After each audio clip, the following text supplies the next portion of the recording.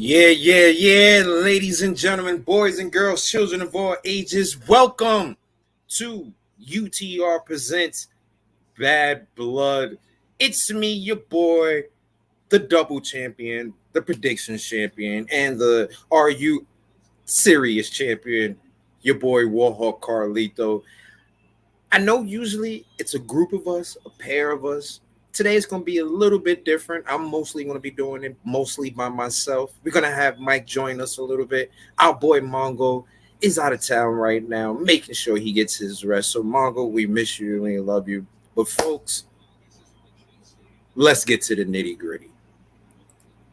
Today, we'll be talking about the fantastic, once again, I repeat this word, the fantastic season finale for Anne Rice's Interview with a Vampire. Now, out of the group of us that watches the show, of course, myself, Mike, and Mongo, I was the first one to actually see the season finale. And the minute I saw it, I immediately went in our chat and told both of them, literally, hurry the hell up and finish this episode because there is a lot to be talked about. A lot. Hey, welcome to Oxford, and you're 100% right. Top tier adaptation, top tier amazing cast. From day one, Mongo and myself, we were very skeptical about how they would transition the movie to the TV show, especially being with, I'm going to be point blank and saying it. What's good, Batty? What's going on? Especially, I'm going to be point blank and saying it, especially when the cast for the movie was all white. So me and Mongo in the beginning were a little bit apprehensive of how they would translate that to Louis going from being Brad Pitt to Grey Worm from Game of Thrones. So we were skeptical about that. And guess what?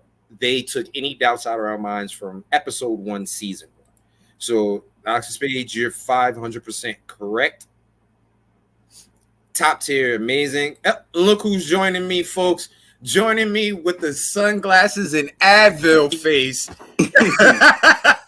My boy, the brother, Mike Lestat. What's going on, brother? What's good, brother? I'm here briefly.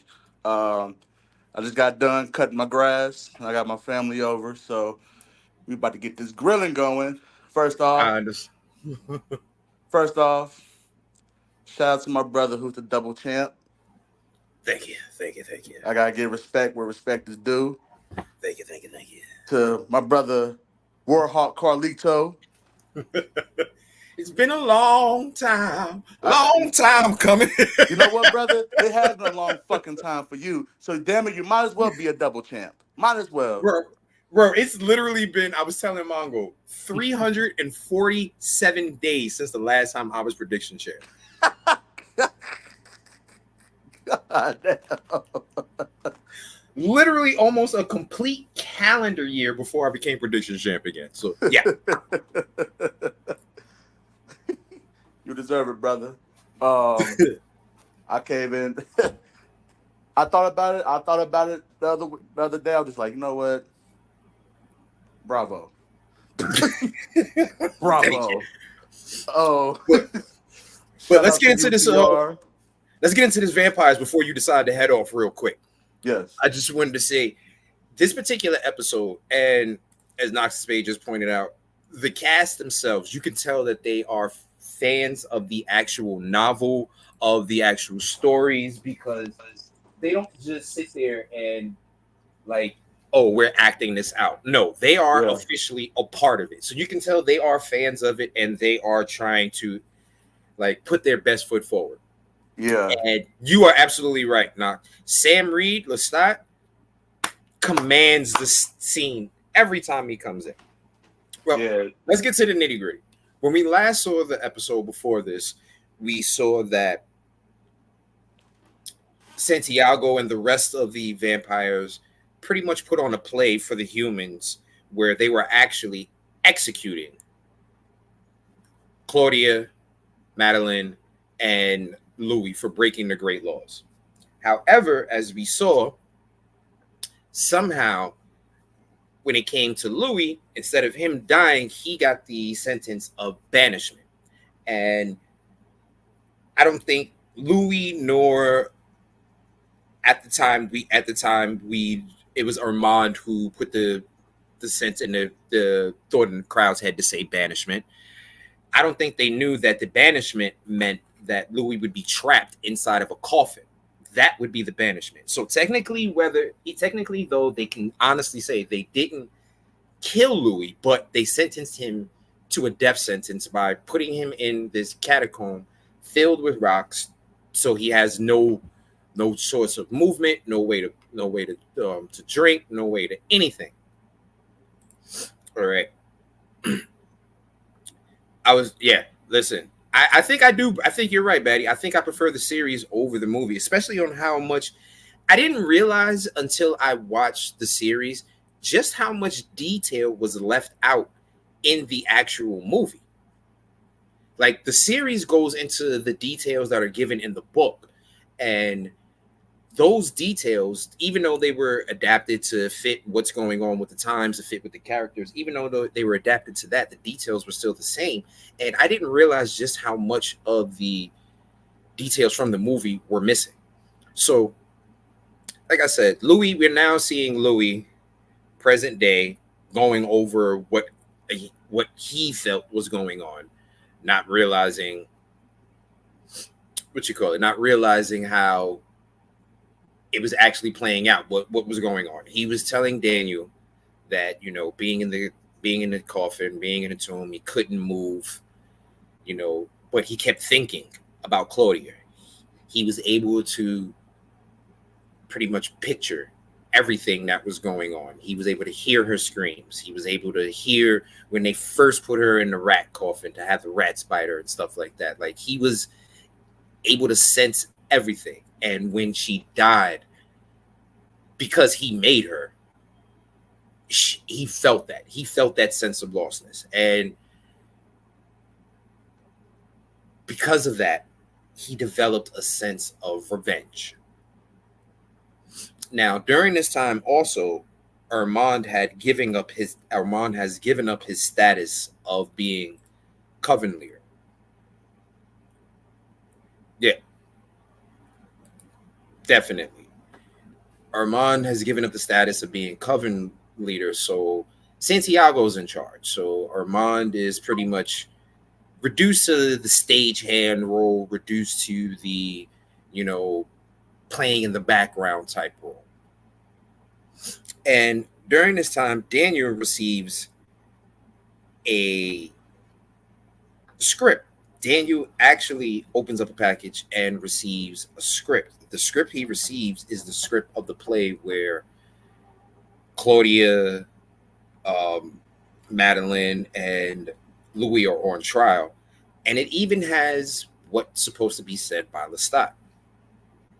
So as Louis is remembering this, Daniel's just going over everything. And as he's talking, Armand is quick to throw in his little tidbit points, like, oh, they made me do this. And, I had to act like I was, engaged in it. There was nothing I can do. The play was already written. I couldn't stop them. From killing Claudia. And the more that they talk about it, the more you can see losing Claudia, like, destroyed Louis. Yeah, you're right. Listen. Exactly, Batty. Exactly. As a parent, I can tell you there's something right now. As a parent, the one thing as a parent that you never, ever prepare for, and it's something that you never even fathom or think about, is having to bury your child. As a parent, we have already, the minute our child comes out, we are predispositioned and pre-wired to think, okay, we got to get what we got to do so that way when our child buries us, they'll be set up. Not the other way around.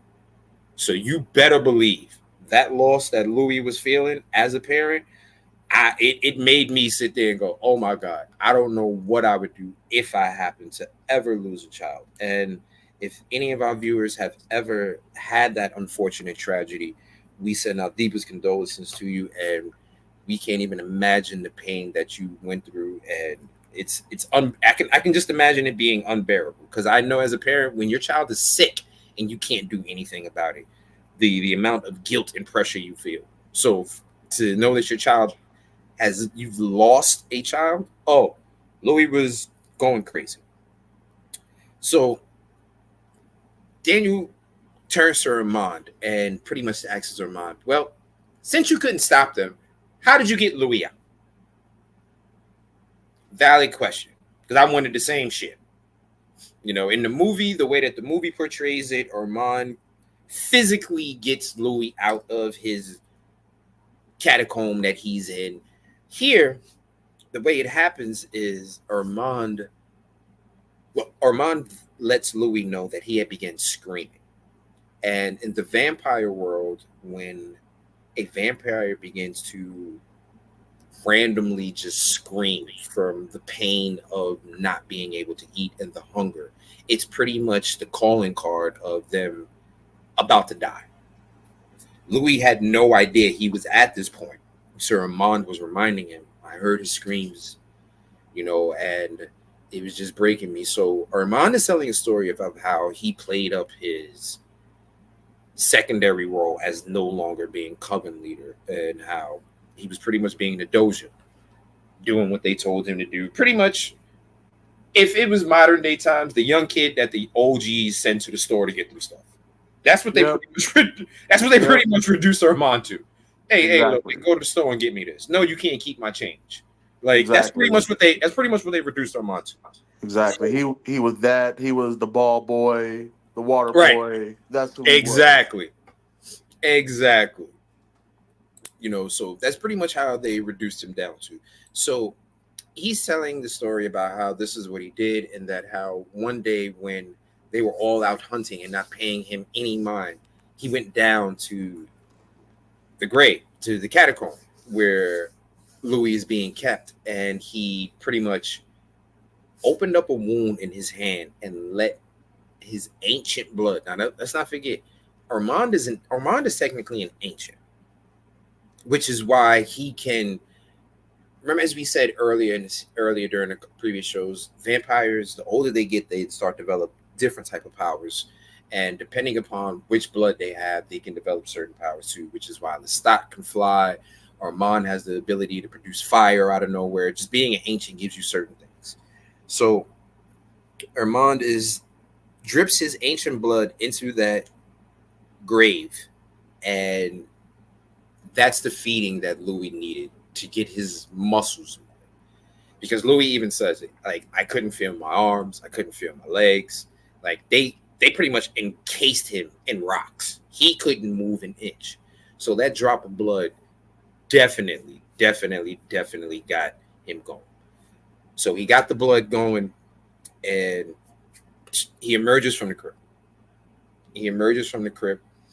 And we see that as he's emerging from the crypt, we see Louis has gone mad. He has gone mad with rage, anger, pain, everything.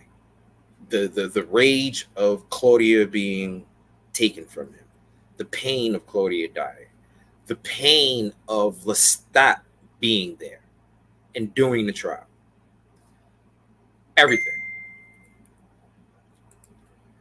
Everything about that, you know, is right there.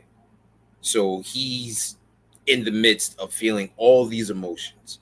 And as he escapes, like I said, he is so wound up and so... Oh, he definitely channeled his inner Deadpool looking for Francis. He definitely channeled that. His rage somehow became a point of focus for him. His anger. He no longer had the urge to do certain things, but at the same time, Right.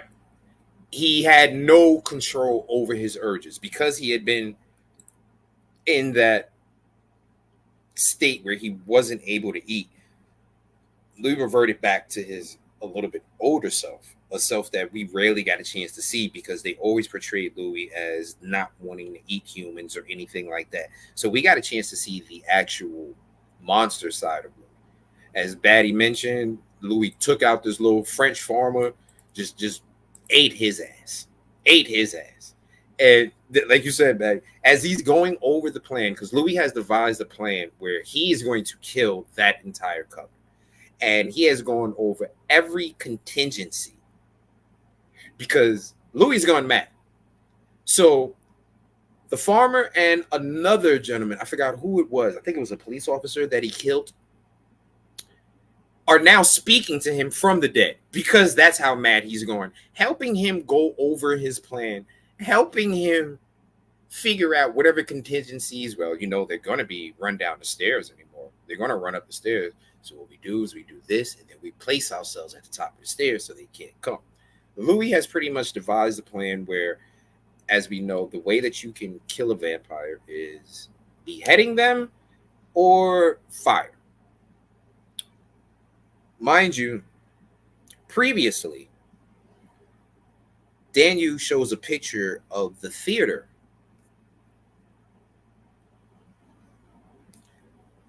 And the theater is burnt to a crisp. They don't tell us why or how it got that way. According to, you know, the lore of the town and stuff like that, and what happened, the fire happened during the wars because somebody, you know, burnt it down or burnt the theater down because of the war, because this was going on during World War, I think, One, I believe. So that's the story that they were going with. So that's what they were saying. Daniel, on the other hand, knows that's not what happened, knows exactly what that theater was. And the fire that burnt the theater down was started by Louis. Exactly. Exactly. So we see Louis, as I stated, he's pretty much crazy, devising this plan. And his plan is to burn these motherfuckers alive. That's the plan. And he's going over contingency after contingency after contingency after contingency. And as he gets to it, and as he's conceding his plan and thinking about his plan, he hears Armand. And Armand goes, Louis, what are you doing here? I saved you so you can escape. And the only thing that Louis is concerned with at that point in that time is, you saved me, but you couldn't save Claudia. You couldn't save Claudia. That's his thing. He's like, you saved me, but you couldn't save Claudia?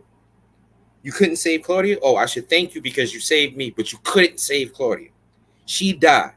Claudia died. That, like I said, Louis is a hurt parent right now. So he's looking to get revenge on the people that took his child from him.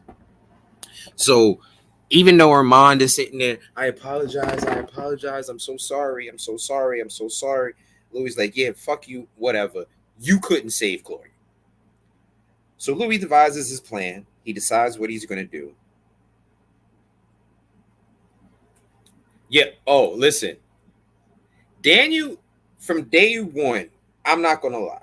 From day one, I was like, yo, Daniel is being a pure dick. Yo, like, I understand you're a journalist and it's your job to get the, you know, the lowdown, the nitty gritty, but damn, dude, sometimes you just going too far, which is why Armand and Louis be putting your ass in your place. But we see that there was a reason behind this, which we'll get to. Right? Yes, Louis was holding on to that pain for forever. Yeah. No, we'll get to that in 2 seconds. We'll get to that in 2 seconds. Now, as we're sitting there, Louis tells Armand telepathically, he's like, you know what? Thank you for getting me out. And whatever you do, don't be at the theater on this day and on this time. Louis, what are you going to do? Listen, boy, I just gave you a goddamn warning. Don't be there. I don't care where the fuck you at. You looked out for me, so I'm gonna look out for you. Don't be there. So, of course, Armand disappears, nowhere to be found, and Louis goes about his master plan. My boy Louis, first off, I was dead at the fact that Louis had and Knox of Spades, you mentioned it, and I was thinking it when I saw it, and you mentioned it. He damn sure did have a Deadpool bag of weapons with him. Okay, like you remember in Deadpool when he had the bag of weapons that he left in the cab. Your man Louis had a bag of weapons on his back. Okay, he definitely pulled out definitely hit them with the, you became cool with the school shooter, and the school shooter hit you with the don't come to school tomorrow. You got it. You absolutely got it. That's pretty much what Louis did to Armand. So your man Louis is out to set off his plan, his mission, and we see why that goddamn theater burnt down.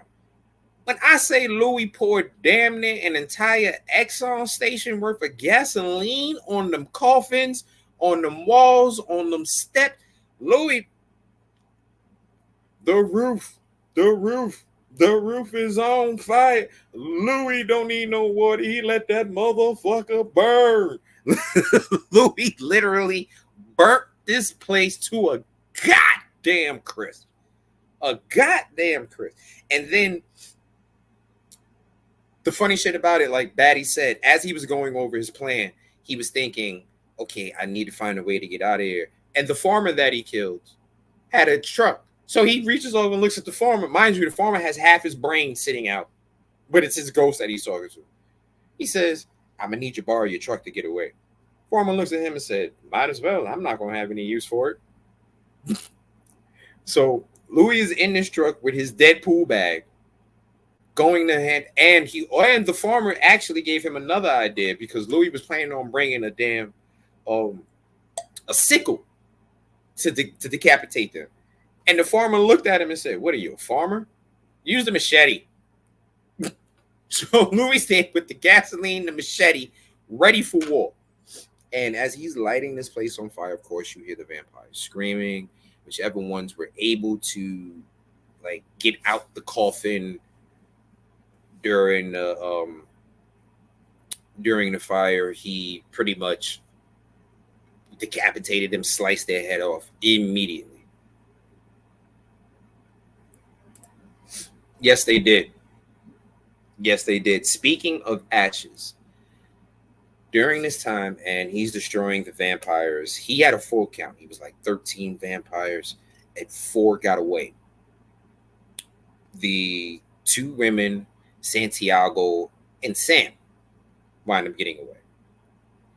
And the 2 women were riding the motorcycles, and Santiago is in his escape. First of all, to be a Coven leader, Santiago was a punk.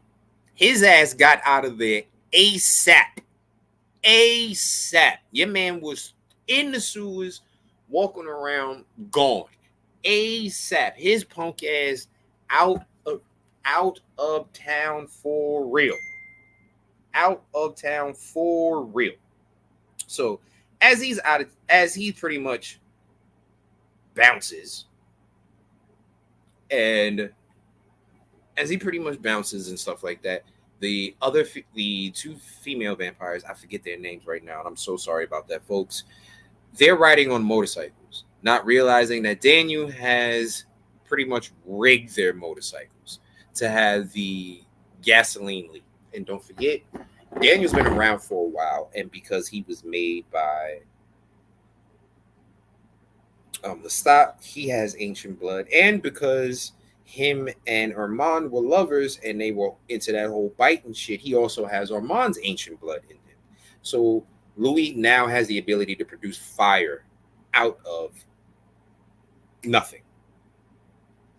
Louis now has the ability to produce fire out of nothing. And he pretty much sets ablaze the motorcycles while the women are on. Okay, while the women are on it, blows them up. Yeah, Louis can bake fire. That's what I meant. I'm sorry if I said something else. Um, he pretty much blows them up. So the girls are gone, and Santiago is trying to speak to them telepathically to like find out where they are, find out if they know where Louis is or anything like that. And he feels them go. So he's screaming, "No!" Now Louis, badass Louis. This is when you see when everyone said when that one time the telemusket says, "You're scared of Armand. You need to be worried about the other one." This is where we see it. We see Louis go into full don't give a fuck mode during this. He's telling Armand, he's telling Santiago, come find Santiago, come to me, come to me, come to me. And as he's saying that, he's going over how Santiago became a vampire. The way he became a vampire. The fact that Santiago's name is not even Santiago. The fact that Santiago was such a punk, such a lackey, he begged his maker to use that name. Going over the fact that he pissed himself while he was being made, making Santiago look like a complete herb. Complete herb. Right. Come to me, Santiago. Come to me. Like, just pretty much herbing his ass out. Oh, and he was like, I know your maker looked at you in disgust when you whispered, can I call myself Santiago? Oh, that pissed him off. Yep. He ain't even a Santiago. So Santiago comes up from out the tunnel thinking that Santiago says some wicked shit to Louis. Santiago's still trying to play the bad guy, tells Louis that he used to pleasure him. He would spit in his hand, pour Claudia's ashes in his hand, and pleasure himself with Claudia's ashes. Oh my, oh my, oh my. You talk about some shit that'll get you killed. Somebody tell you they took the ashes of your loved one and used them as lube to beat off? Oh, no. Santiago, even if Santiago didn't do anything with regards to Claudia, the fact that he said that means he got to die. You got to die after saying some shit like that. You got to go. You have went way too far, Mr. Man. Okay, way too far. And because of that, Batty, that's one of those times that when you say some shit, after you say it, you go, oh damn, I think I went too far. Because after he said it, I think Santiago realized he went too far. It was ooh, shit. Maybe. Oh, right. Now, you guys know, being a vampire, one of the things that they pride themselves on is the fact of how great of lovers they are.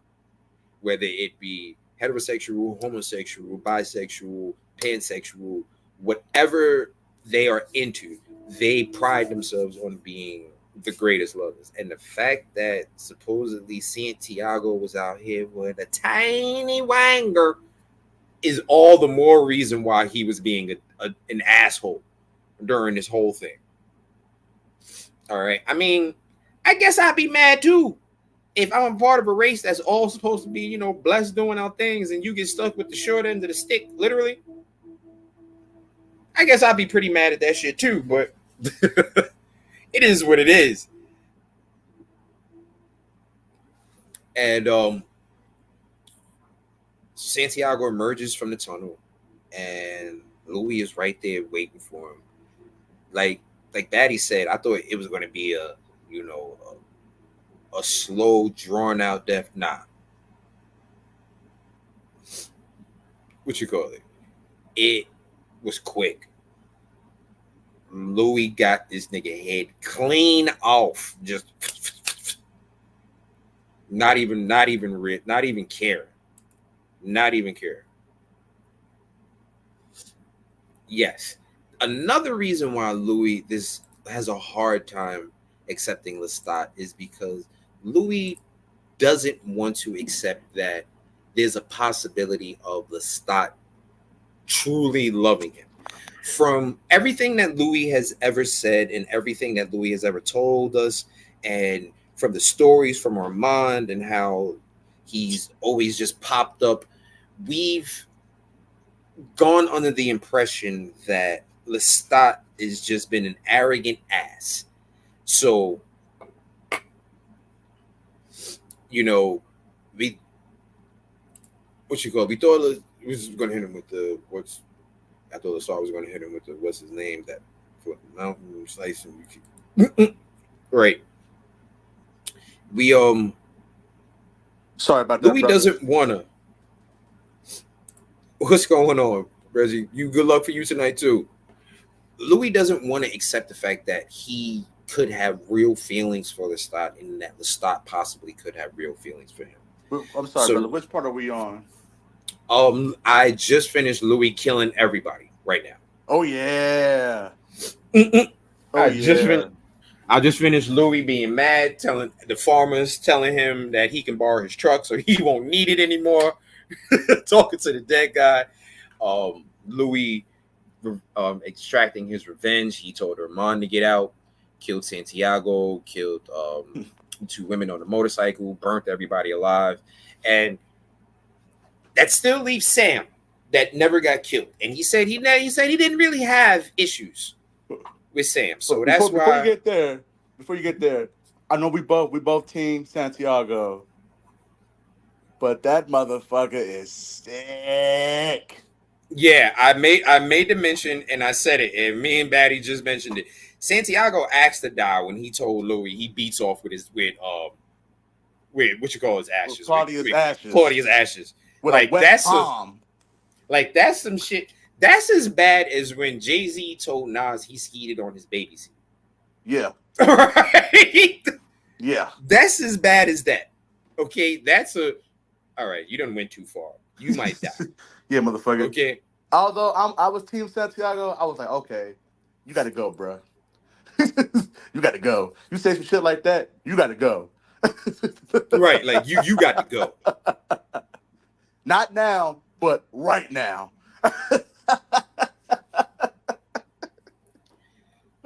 Miss Naya, these are very good points to me that I did not think about. Louis, mental illness is genetic. So the fact that Louis could be mentally ill like his brother Paul, definitely. Lestat being bipolar, I'm not too sure about it. I think Lestat is more of a guarded heart figure. Yeah, he's as scorned. far, yes, guarded heart, scorned. That's what I would think of Lestat. Like, he's been hurt, so his reaction is, instead of me being hurt again, I'm going to hurt people. Mm-hmm. And Armand is definitely a misogynistic pig. Yes. Armand 500% probably is autistic. You're absolutely right about that. A compulsive liar is something that a misogynistic pig and a narcissist. We find out Armand is a complete narcissist, if nothing else. Because he directed the fucking play. He directed. Oh, I didn't get to that part yet. Hold on. Yeah. We about to get to that part. However, y'all didn't hear that. Just play pretend. Y'all didn't hear that.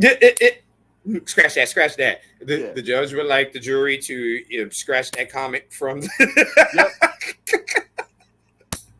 So after Louis kills everybody, he meets up with Armand, and Armand is like, "What are you doing now?" And in Louis's mind, he's still blaming Lestat. for the death of Claudia. Okay, he's still blaming Lestat. So now Louis thinking, all right, time to find Lestat and kill his ass for real now. Right. Like, I didn't go through with it, and I died, and my daughter died because I didn't finish the job. You know what? Now I'm gonna fucking finish the job. Mm-hmm. Right. So exactly. So we sit there, and Louis consents Lestat. He knows Lestat hasn't left, and they find Lestat in Magnus's old lair. Magnus is the maker of Lestat, and we see the chains and stuff that Magnus used to keep his fledglings in, because they don't really get into it as much, but they do mention it. Lestat had a very hard time under his master, the person who changed him. Yeah. It appears Magnus was a complete dick and asshole. Yeah, he was a tyrant. Right.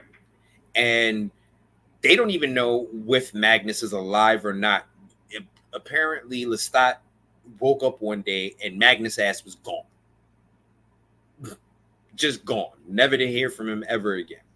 So they find Lestat in his old home. And it's easy for Louis to blame everything on Lestat because he doesn't like him. Exactly. Since Elizabeth, I'm starting to start. No, here's the thing. We find out listen, Batty, we find out Lestat wasn't as brutal as Louis claims. We find out he really wasn't. And the reason being is because Louis is sitting there talking to Lestat, like, you could have saved our daughter, you let our daughter die. I came here to kill you. But I think the best death that I can give you is for you to know I'm going to be with him.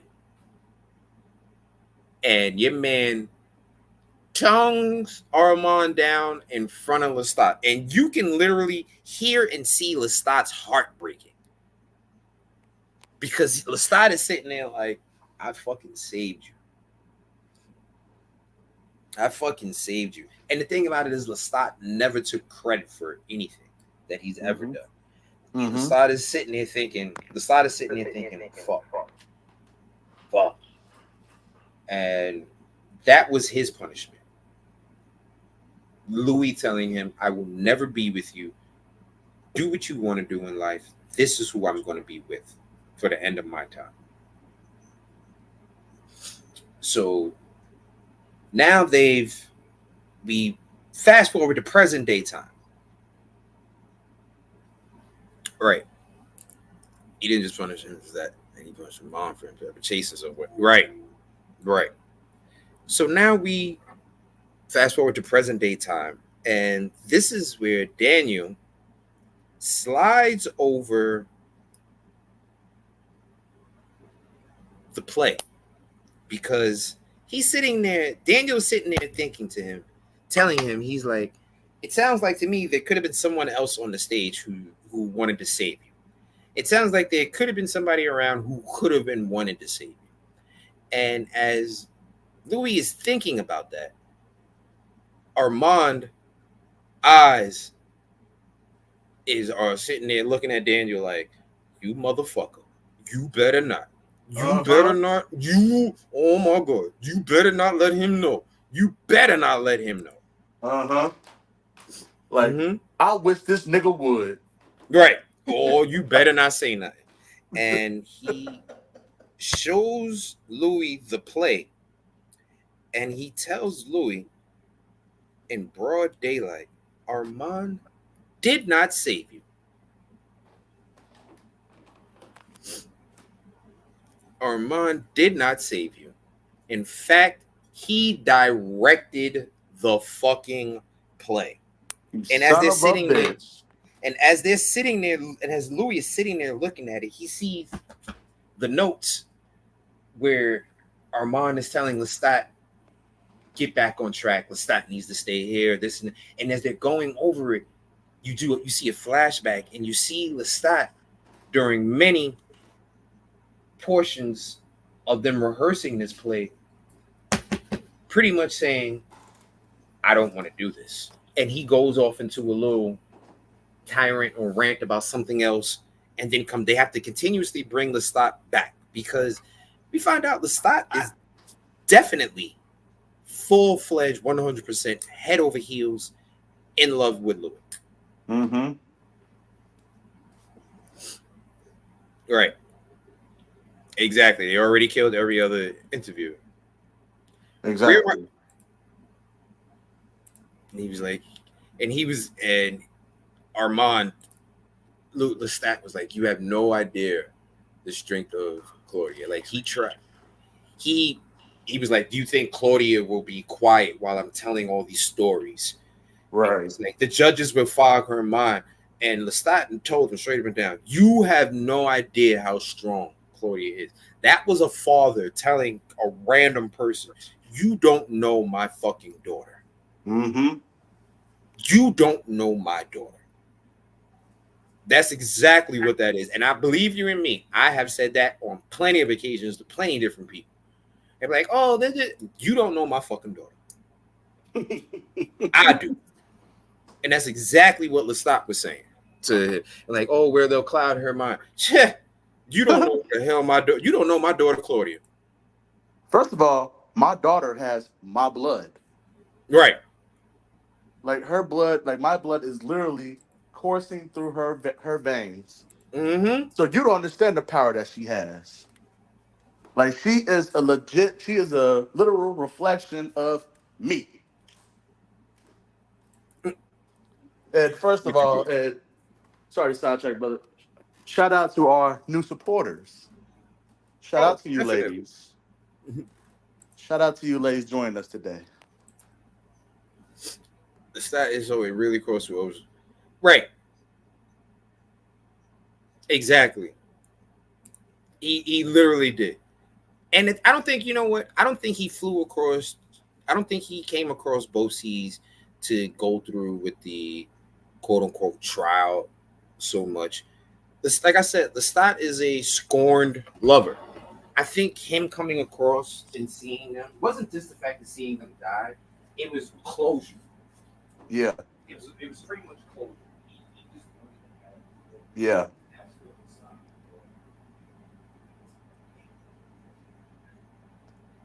And and to the point that Kenny, You know what I mean? Y'all broke up because y'all are not, or whatever the case may be.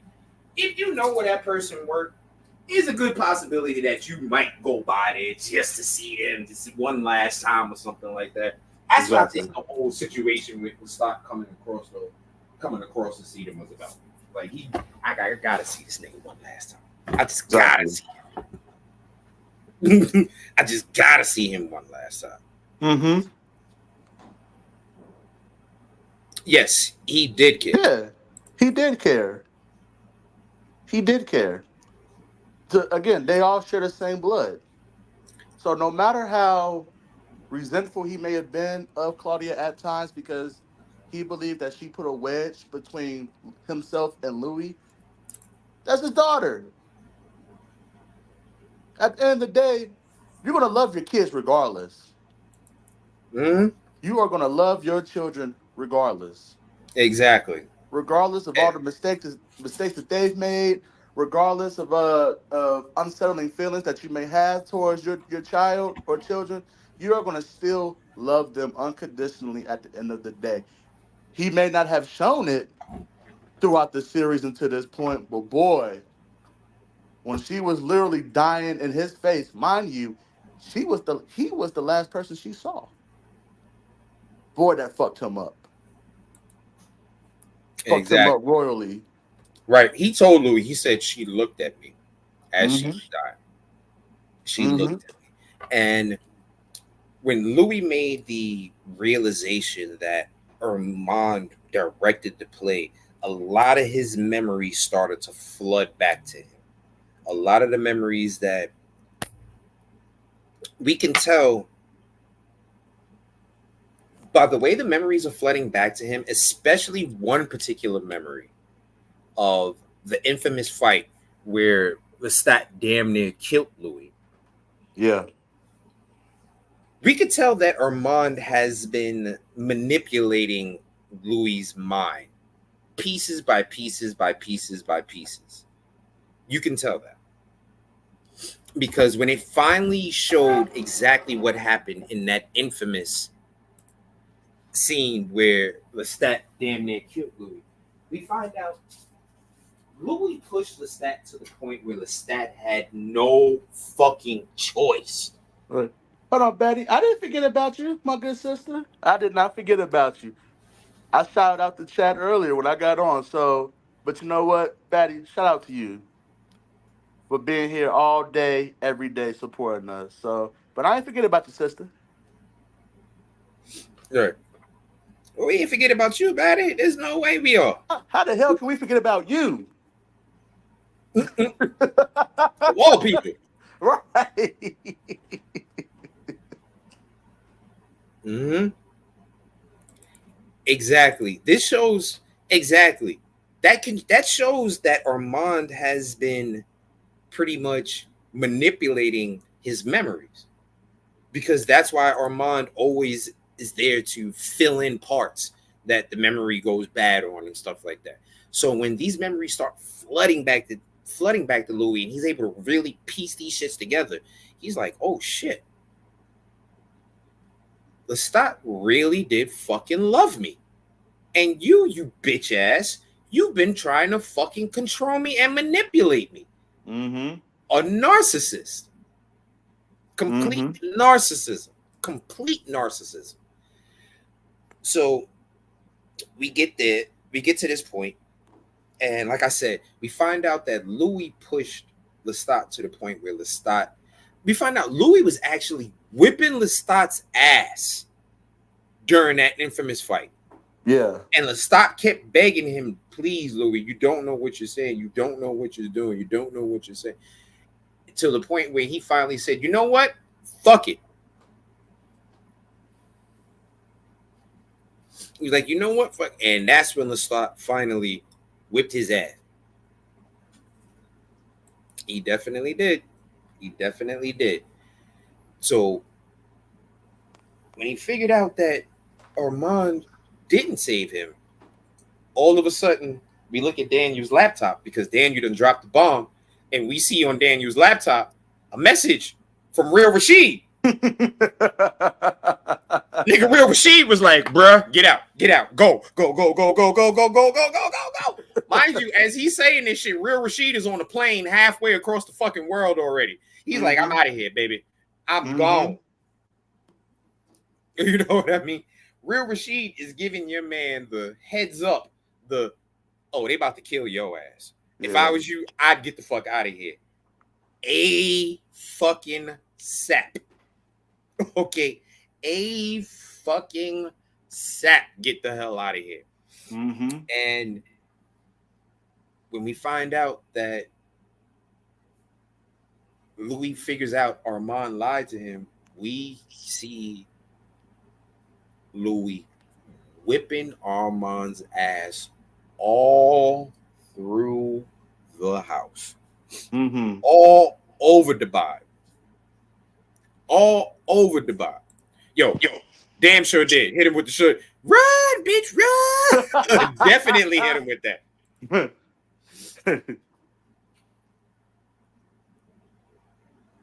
Listen, Louis likes to downplay a lot of his actions because we have already established that Louis is a narcissist as well. Louis is a narcissist as well. You have to be a narcissist and have some type of misogynistic views to be a pimp. Don't forget, Louis is a pimp. He's a pimp. We began this series seeing him as a pimp. Right. Right. Definitely. Lestat told him, he was like, I don't want to do this to you. Please stay down. I don't want to do it. But Next thing you know, and like I said, Louis begins to whip the monkey shit out of Armand's little punk ass. Because you know Armand can't fight.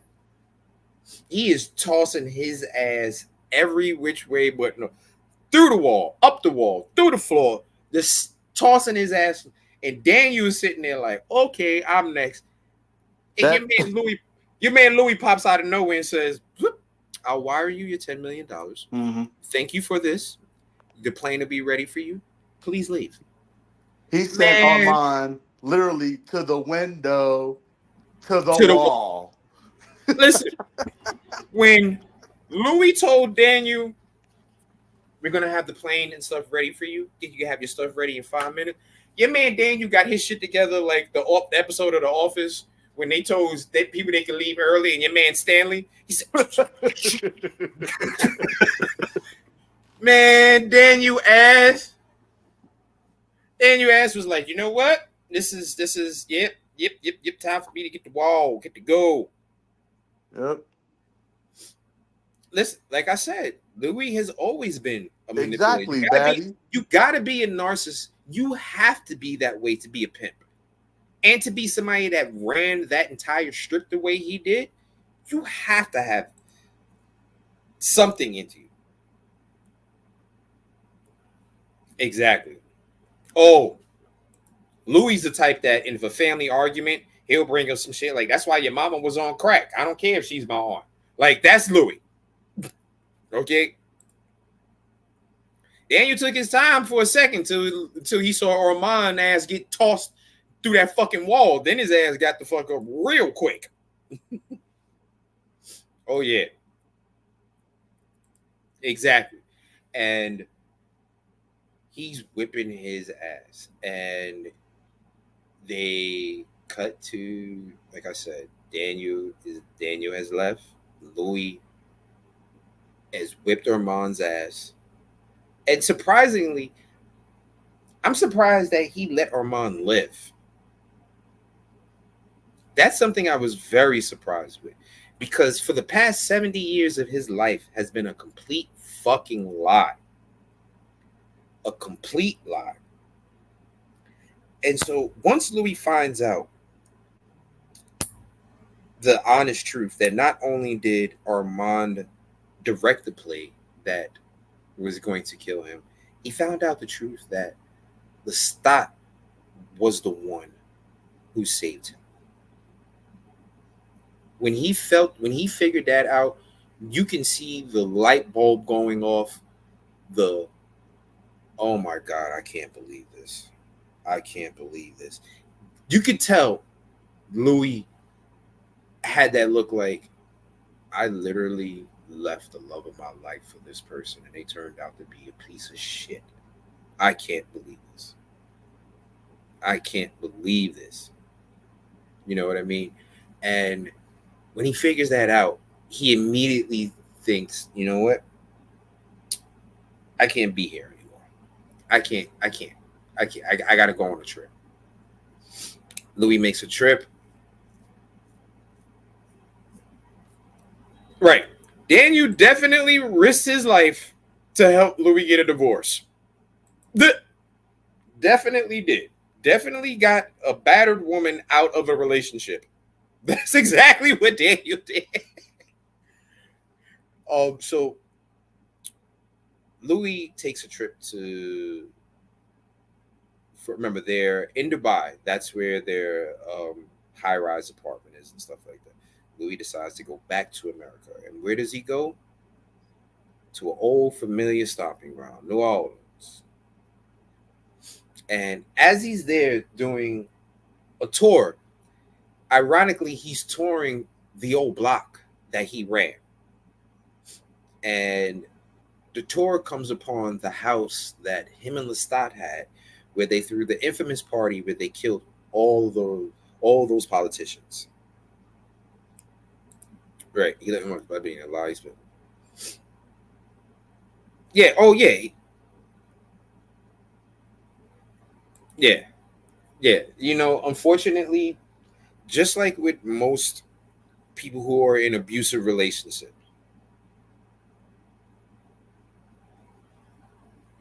it just like most people who are in abusive relationships, even though they want to leave the abuser, they still feel some type of love for them, which is why Louis didn't kill Armand. You know what I mean?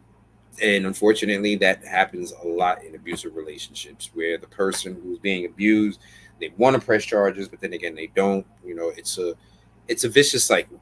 It's a vicious cycle, and you're right. Yeah, that is true. I didn't pick up that. Did Armand tell you what we did with her ashes? I didn't pick up on that. Very good point. Oh wow, I did not. Wow, I didn't even notice that. Hmm. Very good point. Armand did know. So, like I said, Louis is back in his home in New Orleans, and they doing a tour, and they stop by the infamous house that Louis and Lestat lived at. The part that I found funny was the tour guide, supposed to be from New Orleans, fuck Louis and Lestat's whole name up. Fuck their names all up. Louis did the pom pom, the bam bam, and Lestat did long call. Like, no, that ain't his name, bro. You messed this shit all the way up. Messed they shits all the way up. So as Louis is sitting there listening to this tour and the story, the myth of the legend that's being told about him, he happened to glances out the corner of his eye and he sees a very sudden movement. And he knows that sudden movement can only be one thing. And he's looking and he sees a young fledgling vampire. And he also takes a whiff in the air, like, and he can smell a very familiar smell as well as very familiar blood. Who is it? He smells Lestat. He follows the young fledgling, where the young fledgling comes back home. Yeah. it comes back home. Right. That man, yeah, he did. He definitely got that shit from me. Let's stat blah blah blah blah blah. That's exactly how he said my man name. Louis de la. Let's stat blah blah blah blah blah blah. Yo, so of course he's sitting there. He follows the thing and he sees the fledgling brings back a rat. We find out, as Naya has said, that even during, it was either Naya or Knox Spade brought up that Lestat and Louis were very much alike because during Lestat's depression phase, he stopped eating humans. Yeah. He was eating rats the way Louis did. When Louis was holding on to his human-like qualities because he didn't want to hurt humans, he was eating rats. And so was Lestat. So it's in the middle of a hurricane, first of all. A hurricane has hit New Orleans. And the fledgling is like, we got to get out of here. Lestat pretty much hits him with the fucking leave then. Beat it. I don't need it. Lestat pretty much hits him with that. And the fledgling gets mad and leaves. And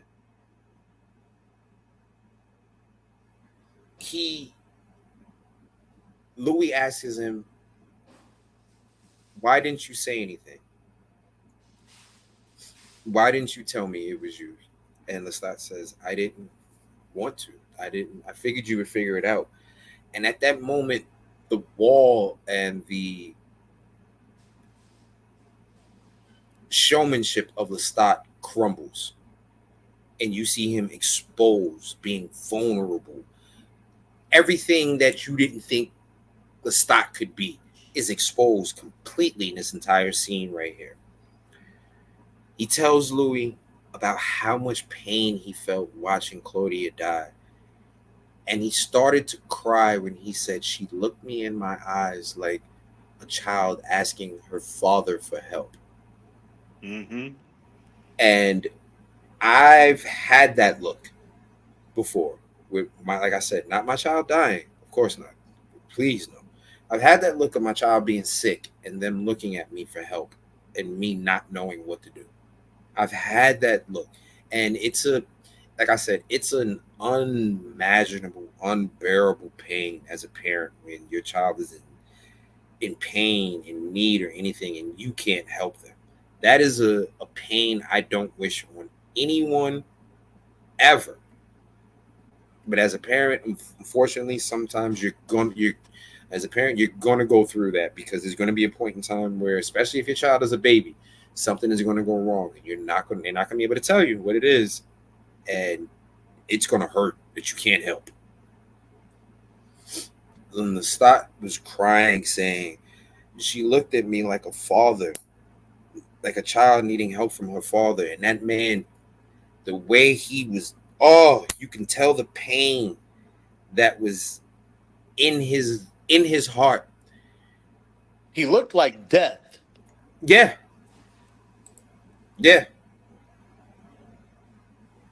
Like, he's physically alive, obviously, Mm-hmm. but just by his facial expression, his mannerism, he looked like pure death.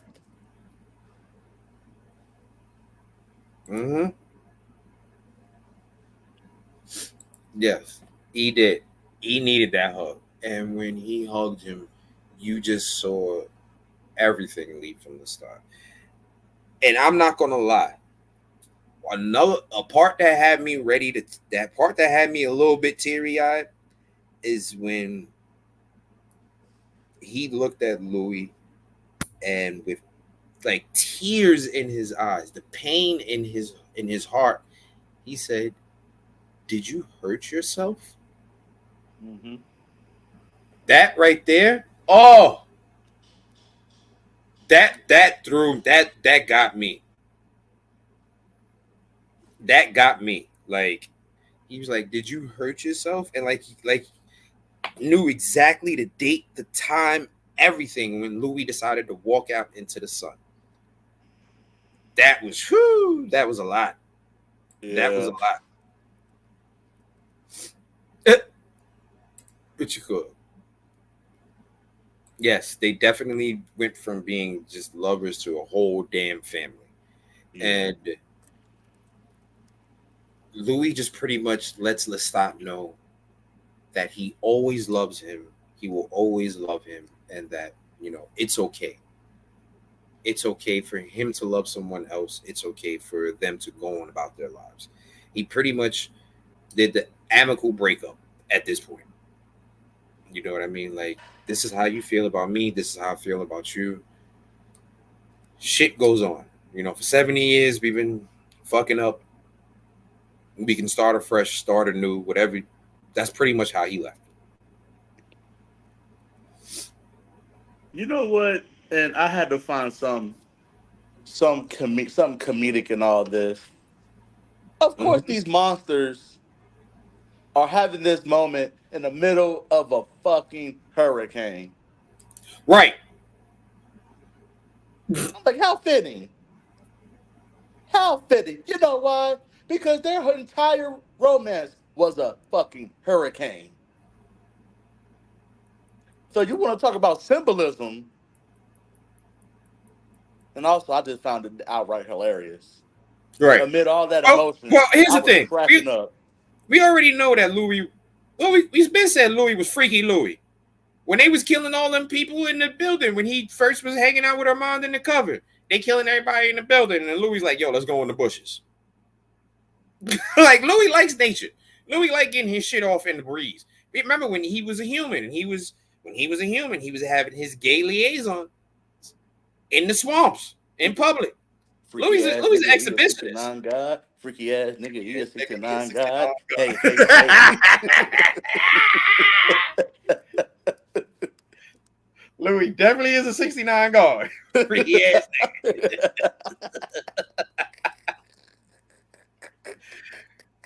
No. Right. Claudia said she was just a singer that flew off in the room. Listen. Yeah. It's amazing how much you wind up feeling the sympathy and it's amazing how from season 1 to the end of season 2, you go from thinking, yo, Lestat is just the most arrogant ass in the world to, oh my God, Lestat is the most misunderstood lover I have ever seen in TV history. Yes, yes, yes, yes, yes. And that's the conclusion I came up with last week. He's That the right most there. misunderstood lover in TV history. Like, That's the conclusion I came up with last week. That right there. right. He was like, yo, you figure everything that Lestat has done, it's because he honestly was on some whatever would make you happy because you love it, I'm going to do it. If you feel being with Armand is going to make you happy, then you know what? I love you enough to know. Go ahead. Mm-hmm. Like everything that he did, honestly, was to prove to Louis that he loved him, and it was crazy.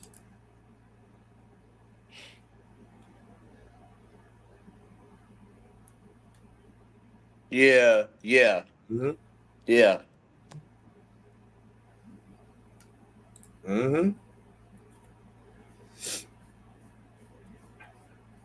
Yeah. Mm-mm. Yeah, and we've been talking about this over the past few weeks, man. This cast, Amazing. Amazing. Like, this is an amazing cast. Like, there's not one character that I looked at and said, I can go without him. I can go without her. No. no, no. Every single person, even the most minute character, even the group of Germans that came into Madeline's shop to rape and torture her, Hmm. they all played their part to a T. Yeah, yeah. Right. Yeah, you're right. Luke, when you go back and look at it, Lestat did everything to make Louis happy. Hmm. Right? Stayed in Louisiana, be close to his family, bought, put it in Louis' name, gave him a child, like everything. Lestat did everything to make Louis happy. And and So, and that's why I went on my rant last week saying that Louis was a piece of shit. Big piece of shit. mm, mm, For those reasons right there. mm, Like I had lowered my temperament of Louis just a smidge after this episode, just a smidge. Because when you think about it, it's like, yes, he's a piece of shit, but he done also went through a lot of shit himself, a lot of yeah, hurt, a lot of pain. So I I, lowered my temperament just a smidge. But do I is still it, believe he's a piece of shit? Yes. yes, he's a piece of shit for sure. If let's be realistic. If you're a pimp, you're a piece of shit. Yeah. Plain and simple. Plain and simple. If you're a pimp, you're a piece of shit.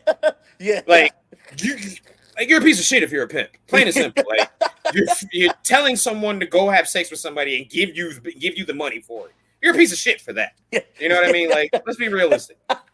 Okay. Let's be realistic. But like you said, there was a lot that he had to endure.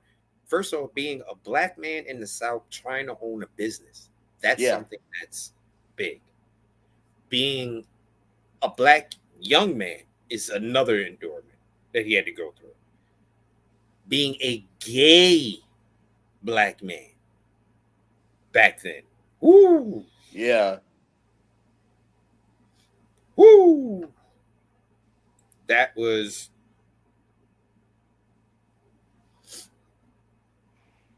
yeah. Yeah. It wasn't even the point of having an open relationship with Armand. It was more of the if he makes you happy, then I'm going to be happy for you for it. That's literally was it what it was. It wasn't even like an open relationship. It was pretty much he makes you happy, and the only thing I want is your happiness. So I am willing to do whatever it takes for you to be happy.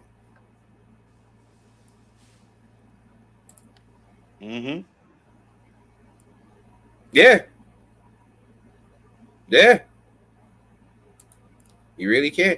Now, as we like I said, we fast forward to present time, and we see that Lestat, Louis met Lestat, the whole big apology. But there's a person that we didn't mention about during this present time. Daniel Malloy.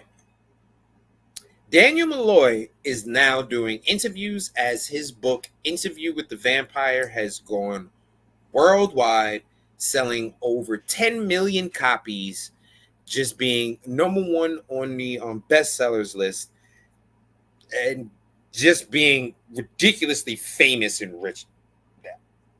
Daniel was on an interview where the guy is pretty much trying to downplay Daniel's interview, like, "Oh, you had an interview with a vampire," and Daniel's like, "Yeah, I really fucking did. I had an interview with a vampire. If you want to know more about it, read my fucking book.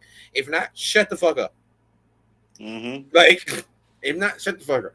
And as Daniel is walking out the studio, an interesting tidbit is found out, and we realize Daniel Malloy is now a vampire. Daniel Malloy has been turned into a vampire. I can't remember if they say who turned him. Right. They didn't say. Well, mind you, before Louis left to go to New Orleans, he told Armand, "You better not touch him. You better not kill him. Don't you kill him." Mm-hmm. So, did Armand turn him? He's like, "Well, if I can't kill you, I can at least turn you into a vampire." But he said you can't harm him. Yeah. So turning him would be harming him. I believe that Daniel's maker, I want to say it's another ancient. I want to believe it was Magnus, because he still can't, because Daniel can't find his maker anymore. Daniel can't find his maker because he asked Louis, he said, "Have you heard from our friend?" or whatever the case may be. So it could be Armand or it could be Magnus. I don't know, but either way, Daniel's maker is gone. And what Daniel now has the ability to talk telepathically, and he's talking telepathically to Louis, and he's pretty much telling Louis, "Bro, you need to get the fuck out of town." Yeah. Okay, thank you. It was Armand.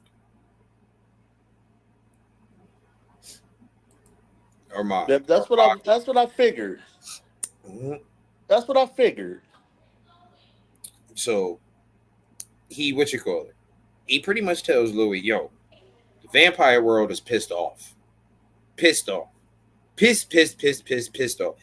The thing about it is that I don't think Daniel realizes, as he's telling Louis to get out of town, Daniel's also in a lot of shit. Because one of the rules is to not tell about the vampire lifestyle. And you published a whole fucking book. To the point where Daniel was like, "You know what, Louis? Fuck it. If they're going to get us, let's just go for it. Let's just print a whole series." He wants to do a complete series now. And like, Armand, like, Daniel is not thinking, like, "Bro, you are literally about to be fucking hunted. Whether you realize this or not, you are about to be hunted." So he says, "Yo, Louis, if I was you, I'd get the hell out of there, blah, blah, blah." Louis said, "Don't worry about me. I'll be fine." And we see Louis in his apartment, and he closes his eyes, and he can hear all the vampires far and wide talking about, "We should kill him. We need to go there. We know where he lives." Daniel pretty much hits us with Louis pretty much hits you with the, "Yo, check this out. My name is Louis Delupont. I live at such and such and such apartment, blah, blah, blah, in Dubai. If y'all motherfuckers think y'all bad enough, come get me, bitches." That right there had me like, "Oh shit. My man Louis is with the shits." My man Louis said, "Bro, I am the fucking night. I own the night." Like, I don't know who the fuck y'all think y'all dealing with. Your man said, "My door is always unlocked. My window is always open. If you got that shit in you, bring it, boy. Bring it. I ain't running. I ain't scared. You know where I'm at." He gave them his address. That's the real. That's exactly the real pull up. Pull up. Pull the fuck up. Mm-hmm. What you call it? Armand, that is a way to still be tied to Louis and Lestat because Daniels is good point. Mm. Right. Definitely inner Batman. Yep. Oh, all of them. All of them. Yep. See, exactly.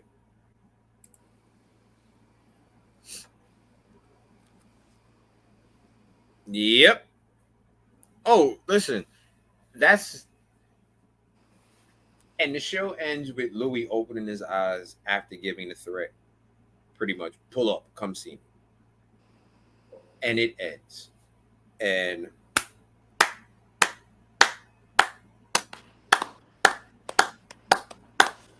Bravo.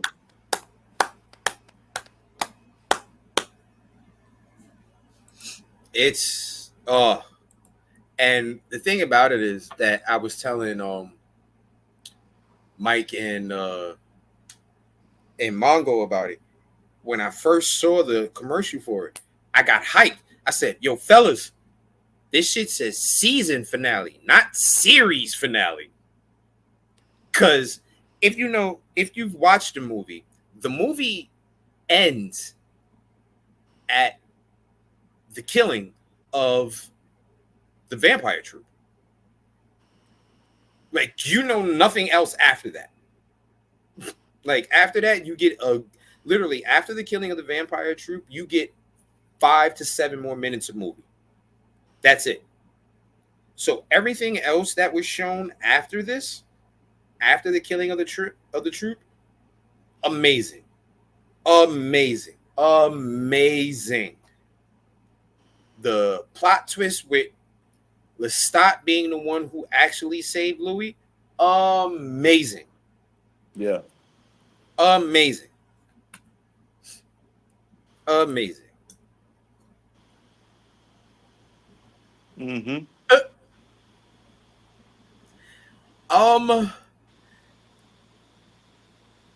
It might be 50-50 on that one for me, Naya. I'm not gonna lie. Because with House of Dragons, I like the lead up to everything that for the big scenes. I love the lead up to it and the details for it. But with Interview with the Vampire, I like the fact that it's boom, you're gonna get this action right now. Yeah. Yeah, I can't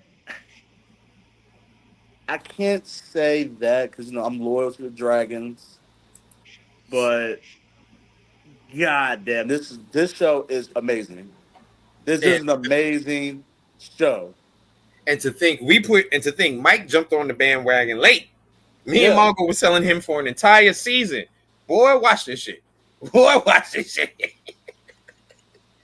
I am terrible with starting shows, but once I do start, I don't stop. And we said, Mike, it's only 7 episodes per season. You can catch up by season 1, and then you'll be ready for season 2. Mike still bullshitting 3 weeks into season 2.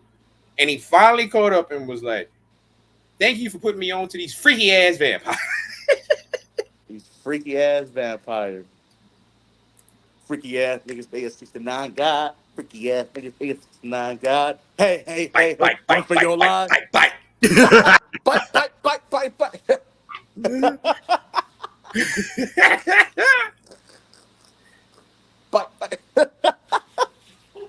Listen, I'm not gonna lie.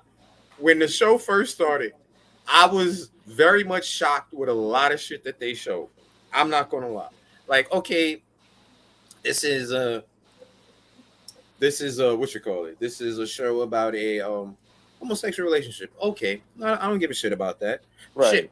Right before this, me, Mike, Matt, and Mongo established that one of the best romances that we saw on television in years was a romance between 2 men in Last of Us. Oh my god.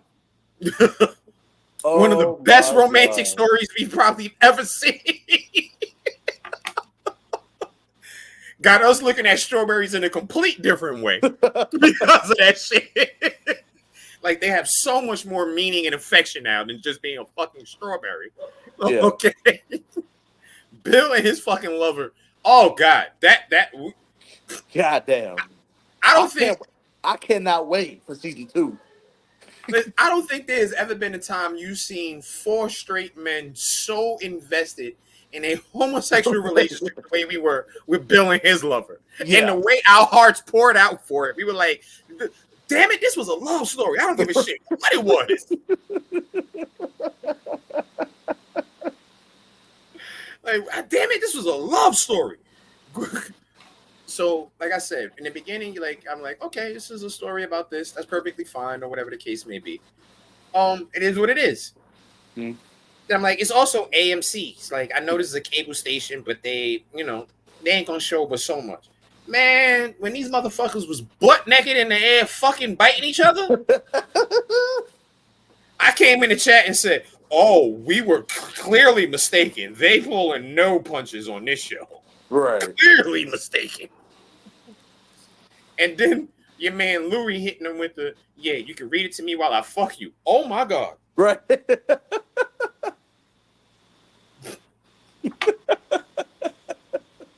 Like, oh my God.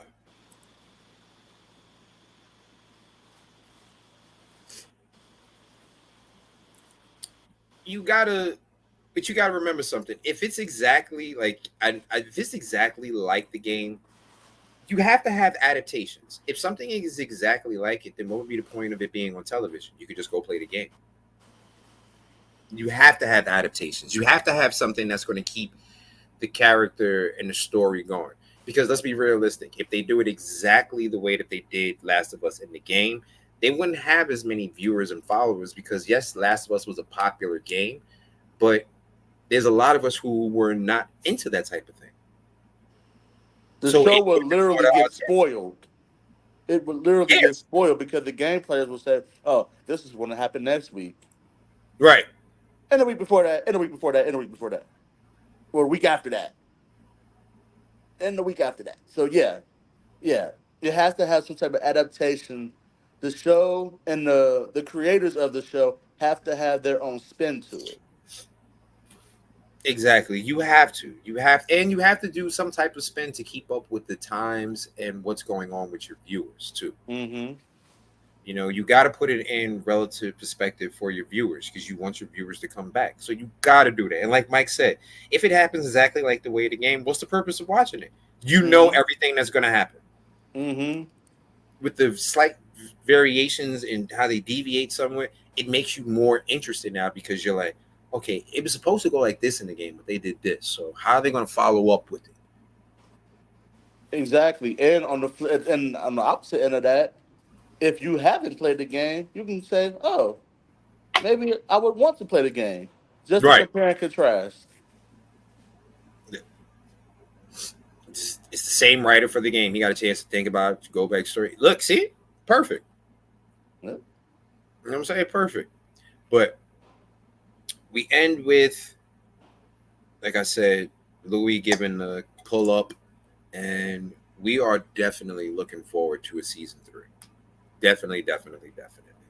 So, what is your and everybody in the chat can answer also. What are your 2 early predictions for season 3? It was already mentioned in the chat. I'm definitely thinking the next season is going to be focused on Lestat and Akasha. Because Akasha was mentioned. And Akasha is the queen of all vampires. And they definitely, like it was mentioned in the chat, somebody said they definitely have to do a makeup for that horrible ass movie, Queen of the Damned. They definitely have to do a makeup for it. So hopefully there's 12 books in the Anne Rice vampire series. Right. There are 12 books. So they have plenty to work from. But technically the next part of this is the book about Lestat. So hopefully we get into that where we find out more about Lestat, Magnus, Akasha. Like, I want to get into that. Yeah. Yeah, I definitely want to know his origin story. I kind of want to see. You want to see more of a Magnus and Akasha, exactly. Yeah, I want to see his origin story. Um, and also from his current day point of view. Right. So yeah, it's basically how they did it with the first two seasons. They went back in time, current day, back in time, current day. You could do the exact same thing for Lestat. How is he Mhm. managing after seeing Louis, after having that final moment with Louis? How is he operating current day and also his origin story, Mhm. so that those two sides can finally meet together, so we can Pretty have much. a complete understanding of who Lestat is, not only as a human but as a vampire. What needs to happen is they kind of need to, with this series, they need to pull a Marvel and have it like a universe, Mm-hmm. Mm-hmm. multiverses and stuff like that, and have them all kind of eventually how one movie leads into another movie, leads into another movie, leads into another movie, to where the end game is literally the end game. Because really, to be honest, you can follow up Louis and shit. Because I'm thinking this is a prediction, just maybe left field, but I'm gonna predict. I think that those vampires who are coming after Louis, I think they are part of Armand's new coven. I think he created a new coven. Some of them probably, and a lot of them are just.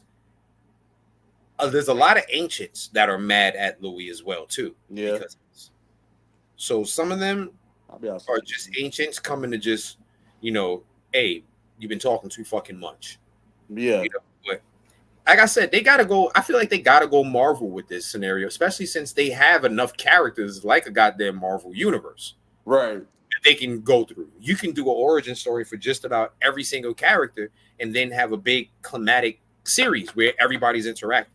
Like I Mm-hmm. said, there's 12 books in this series, so they have Yeah, plenty that they can use. yeah. They can. This show can go on for. We're gonna have season three. This can last at least 5, 6 seasons, Easily, if not easily, more. This could easily. be. We could be talking about this show for the next 3 to 5 years, because to your point, Kenny, they have so many characters and they can do it Marvel style. Listen, Game of Thrones is one book, and the shit took 8 seasons. Yeah, Game of yeah. Thrones is one fucking book, and it took 8 seasons, so they can definitely drag this shit out for a while. Mm-hmm. They definitely can. Yeah, yeah, it is. Well, I think that we've covered everything we need to cover on vampires. You got anything you want to follow up with, brother? Um, man, this is just an amazing show. It really Um, is. an amazing show. Yes, I was very extremely late to the party, but as the old saying goes, better late than never. Exactly. And man, I'm excited for season three. I'm pumped. Yeah. I'm gonna definitely at some point rewatch this season. Probably just start the whole series over because only 2 seasons. Right. And then, like I Just said, since you've never seen it, definitely check out the movie so that way you can compare how the oh series yeah, was different from the movie, too. oh yeah, I'm gonna watch the movie. I'll probably watch it tomorrow, since we're done with since season two ended. I'm gonna watch the movie tomorrow. I'm But gonna watch the don't movie forget, tomorrow so I can finally compare and contrast. don't forget, folks, though, when joining, don't forget to join us tomorrow, as tomorrow at noon, myself, my brother Mike, and our boy, the final Maddie, will be going over House of Dragons. In full. Yes, Yes, it will be Sir Jones, ruler of House Hoodie, shall make his yes, appearance. yes. And we cannot wait for you to join us on a ravishing Sunday afternoon. Yes, yes, yes. And folks, don't forget, you can always follow us at facebook.com/Under the Ring Pod and twitch.tv/Under the Ring Pod. You can also find us at Linktree/Under the Ring Pod. And you can find us at fingertip/Under the Ring Pod. On our Linktree, you'll find our individual links. The man behind the boards, usually our boy, the GREG, Mr. Greg Bush SK, me, your double champ, Rock Ribs 44, ruler of House Hoodie, Mr. Freshbeard, God. our boy Mike, the final Maddie, the right answer, the man with the beer in his hand, street team captain Boriel Maliente, and our special and local correspondent, Justin D. Baxley. Folks, thank you.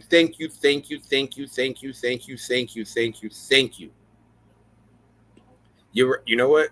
This show definitely had perfect casting, and Yes. even though I am not part of that community, Knox Spade, you are 500% right. Yes. The representation of the LGBTQ community in this show was represented fantastically.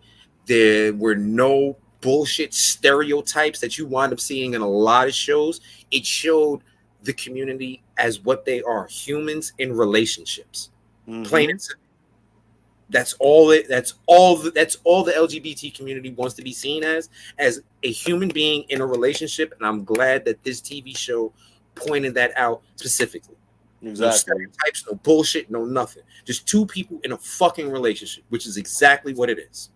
Exactly. And not only did this show did a great job expressing representation for that community, rightfully deserved, also for our community, Black community, having two leads as vampires, because you really don't see Black people playing in these types of roles.